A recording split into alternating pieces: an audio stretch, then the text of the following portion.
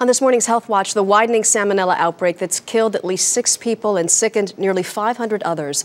This morning, the list of products recalled, all containing peanut butter, is growing. Nutrisystem is now recalling 125 products. We're joined by Nancy Donley, who lost her son to an outbreak of E. coli in ground beef back in '93 and is now president of STOP, Safe Table, Our Priority. Nancy, good morning. Good morning. When you hear in this peanut butter case that there was a 5-month lag between contamination and recall, that this is still happening 16 years after you lost your son Alex, what do you think? It's very, very frustrating. It makes me very angry that we are still, all these many years later, experiencing illnesses and deaths from contaminated food. And it just shouldn't be happening here in the United States, and a lot more needs to be done. What needs to be done? Who is dropping the ball?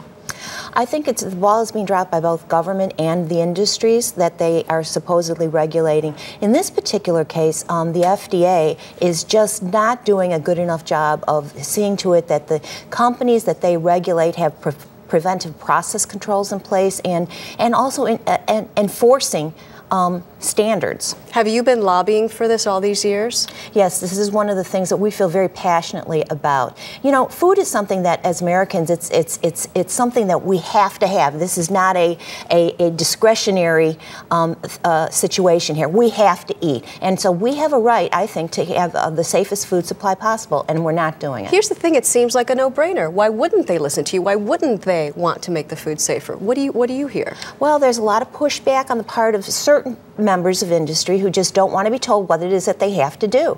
And it's just very, very short-sighted, because the last thing I really think is that any company wants to put their product out and make people sick, but yet they still want to cut corners, and it all winds up being the dollar. Yeah, if it's too good to be true, it's too good to be true. Right. So what can we do as consumers in the meantime? I think in the meantime, as consumers, we just need to be letting our elected officials know that we want and deserve safer food, and that we want and deserve more government regulation and more priority of being put on the safety of our food supply, and that we want companies to perform to strict standards, and the government to put in place strict standards and then enforce those standards. It's just not being done today. All right, Nancy Donley, thank you. Thank you. We appreciate your time.